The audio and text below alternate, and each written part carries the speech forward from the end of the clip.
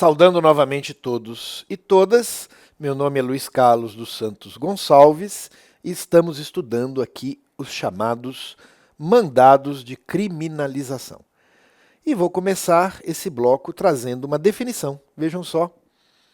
Mandados de criminalização são ordens constitucionais ou convencionais que obrigam o poder legislativo a definir crimes em determinadas matérias. Podem ser expressos, como os relativos à tortura na Constituição de 1988, ou implícitos, como o relativo à vida. Então, o que é um mandado de criminalização, também chamado de ordem de criminalização ou ordem de penalização, né? São termos utilizados aí livremente pela doutrina.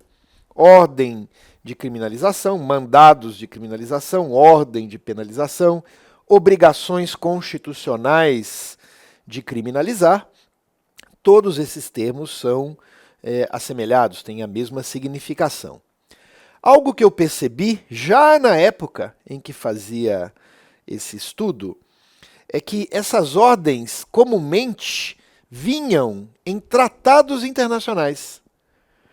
Então, é muito comum o país firmar tratados internacionais que incluem entre as obrigações dos estados que aderem àquele tratado, que firmam aquele tratado, a previsão de crime para as situações que descreve, né? Isso me chamou a atenção na época, mas aí eu fiz o que se recomenda que qualquer estudante de pós-graduação faça. Não queira abraçar o mundo. Ou seja, escolha um tema, faça o famoso corte epistemológico e se dedique àquele tema. Senão você não acaba nunca de escrever o seu trabalho e você se submete, né, a um espaço muito maior para a banca examinadora bater em você. Evite isso. Então eu falei, não, reconheço a existência do fenômeno, tratados internacionais que prevêem ordens de criminalização, mas não é o meu objeto de estudo. Meu objeto de estudo são essas ordens trazidas na Constituição. E aí, colegas, de logo um segundo tema se me apresentou. Será que a Constituição traria ordens implícitas de criminalização ou apenas ordens expressas de criminalização? Porque quando nós examinamos esses artigos aqui, olha, por exemplo, constitui crime inafiançável e imprescritível a ação de grupos armados, civis ou militares contra a ordem constitucional e o Estado democrático. Então, veja, é quase um tipo penal, vejam, quase um tipo penal trazido pela Constituição. Isso aqui, mais expresso, mais explícito que isso, não pode ser.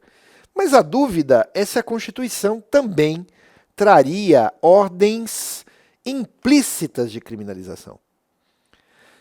Tem a ver com aquela discussão, né, dos bens jurídicos de natureza constitucional. Ou seja, a Constituição, pelos seus artigos, pelos seus princípios, é uma Constituição protetora. E ela o diz aqui no artigo 5º, por exemplo, é uma Constituição protetora da vida, da liberdade, da igualdade, da segurança, da propriedade. Esses itens, que vamos chamar assim, são bens jurídicos, estão diretamente relacionados na Constituição. Poderíamos pensar em vários outros, né, que estão relacionados em outros dispositivos. A dignidade da pessoa humana, por exemplo, a imagem, a honra. Então, a Constituição, nossa Constituição, é uma Constituição de proteção de direitos. Agora, dentre esses direitos que ela protege, para alguns ela trouxe uma ordem direta de criminalização. E outros ela não trouxe.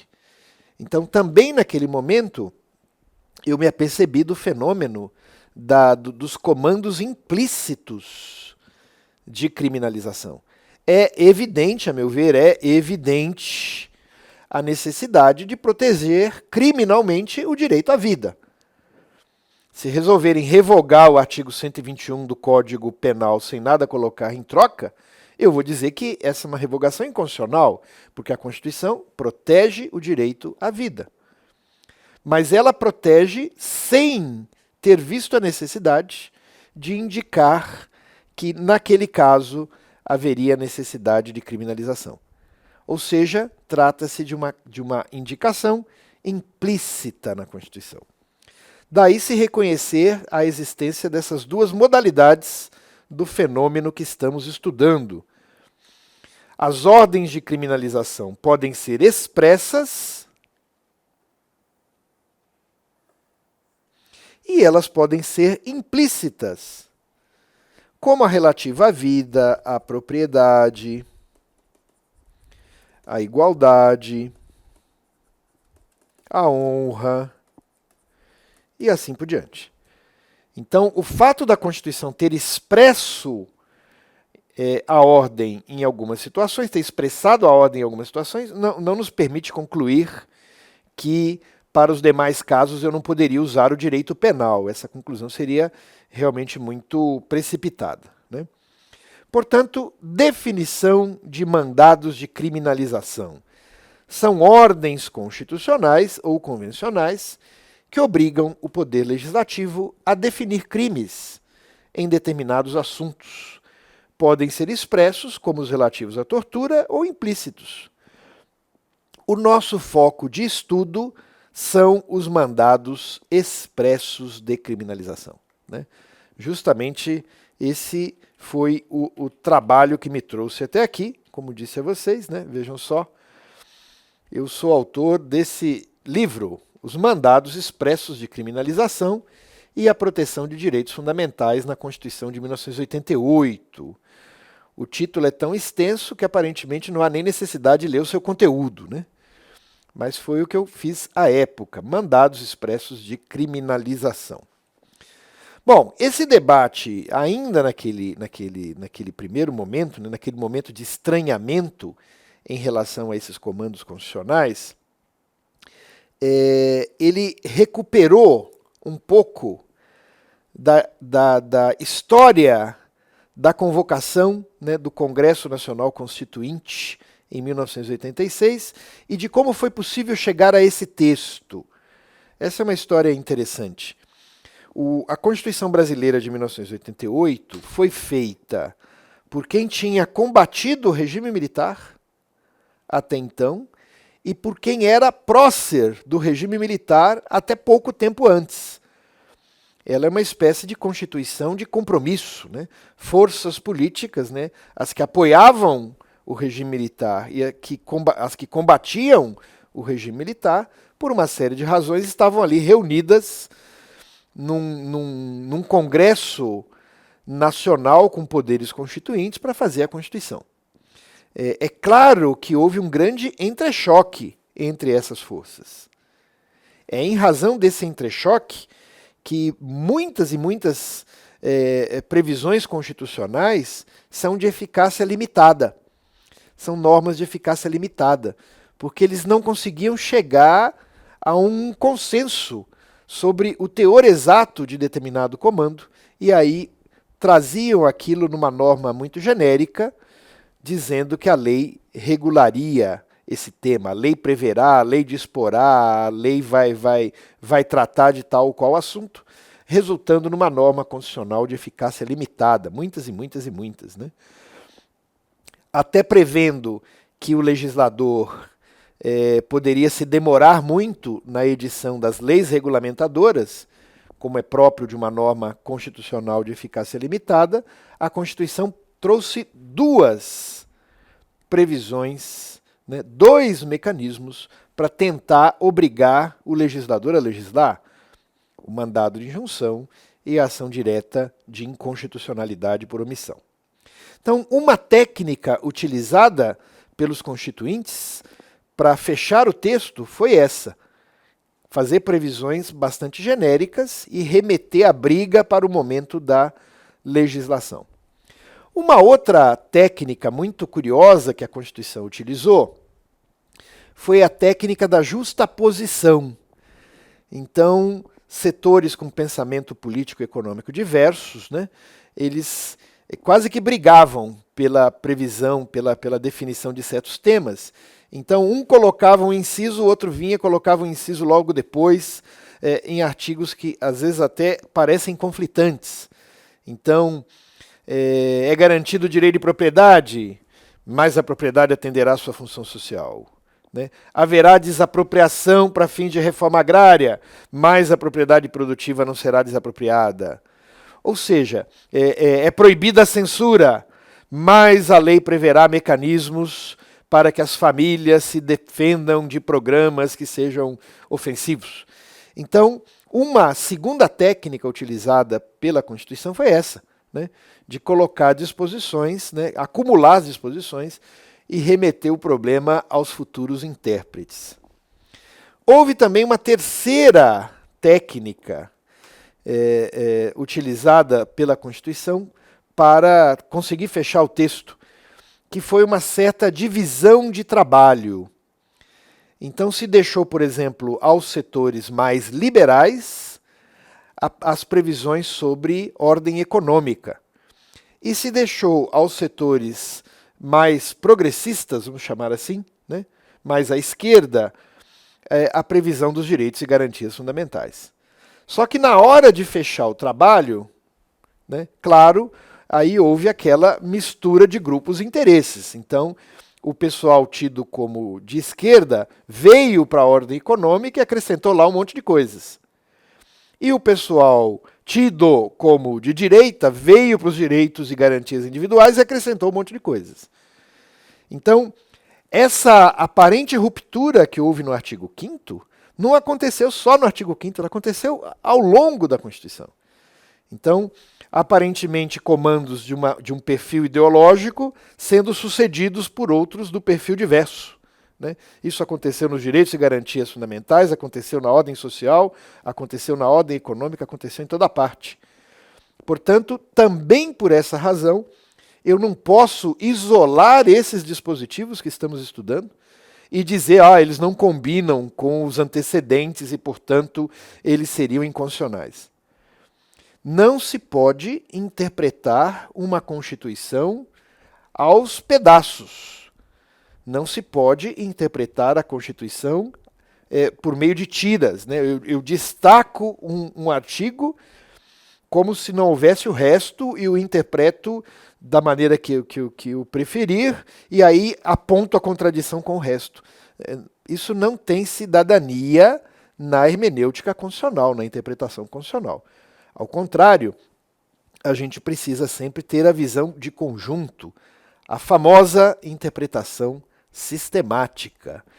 O fato de que esses comandos que estamos estudando foram incorporados nesse segundo momento não causa espécie, não os deslegitima, não faz nada, porque fenômeno exatamente igual aconteceu nos mais diversos trechos da Constituição.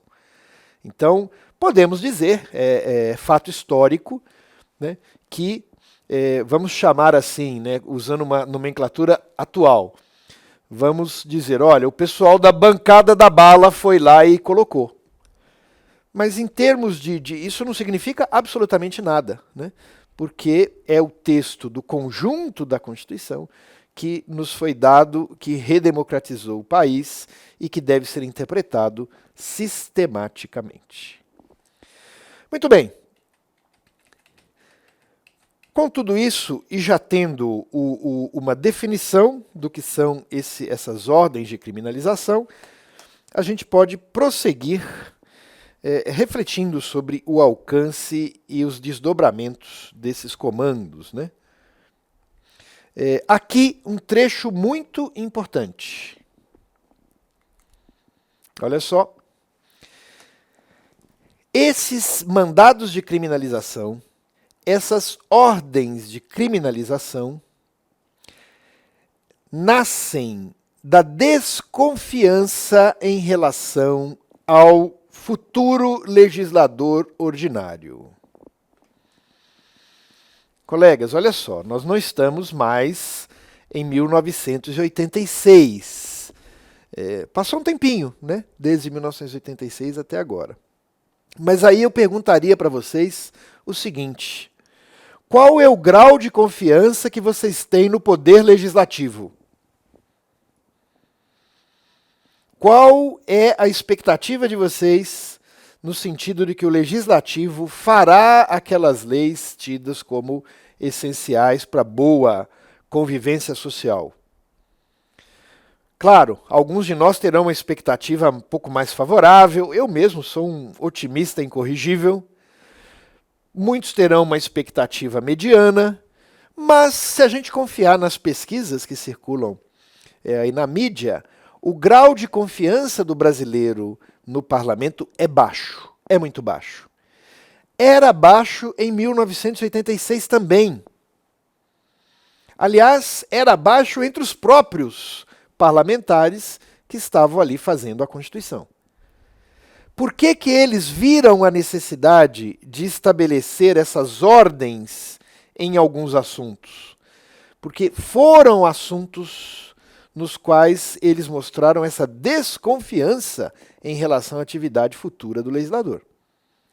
Olha, acho que o legislador não vai descriminalizar o homicídio.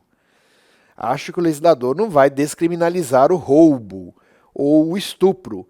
Mas eu tenho receio de que ele pode deixar para lá a tortura, de que ele pode deixar para lá o tráfico, que ele pode deixar para lá certos comportamentos muito ignominiosos, né, lesivos, que a Constituição chamou de crimes hediondos. Então, havia essa desconfiança específica do legislador constituinte no legislador ordinário. Não é, e essa desconfiança, de novo, não acontece só aqui nesse capítulo relacionado a direito penal, nesses itens relacionados a direito penal. A nossa Constituição não tem 250 artigos por acaso, né? Ela justamente consagrou essa grande desconfiança em relação ao poder legislativo e tratou de fazer o seguinte: olha, o que não está na Constituição corre risco. E, portanto, também em assuntos não penais, jogou tudo ali, constitucionalizou, né? Deu magnitude constitucional àquelas decisões para que o legislador futuro delas não pudesse fugir. Os mandados de criminalização, portanto, eles obrigam o legislador a prever crimes para aqueles comportamentos que descreve. E, ao fazê-lo, vejam que interessante, retiram do legislador ordinário a decisão de criminalizar, que se torna obrigatória, não se podendo opor à Constituição opções e preferências ideológicas. Isso aqui é muito importante. Por exemplo, a lei dos crimes hediondos, desde sempre, é uma lei controvertida.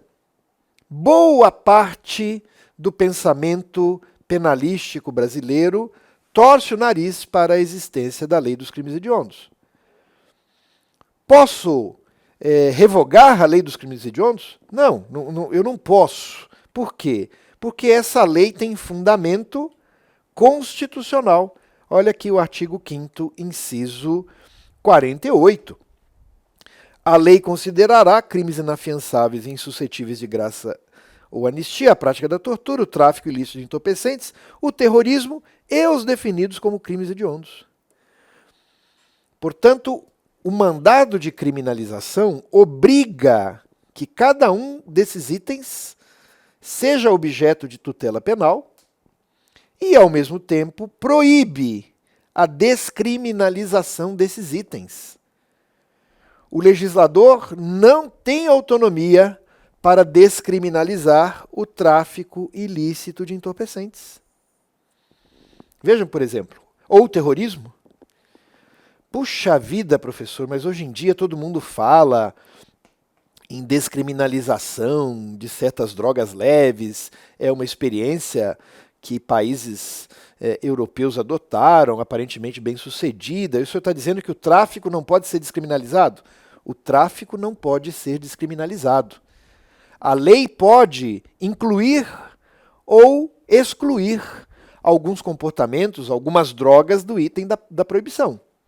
Então, esse debate seria perfeitamente possível. Eu altero lá o regulamento da Anvisa, ou mesmo altero a lei, descriminalizo o uso da cannabis sativa, né, do tetrahidrocannabinol. Isso pode acontecer.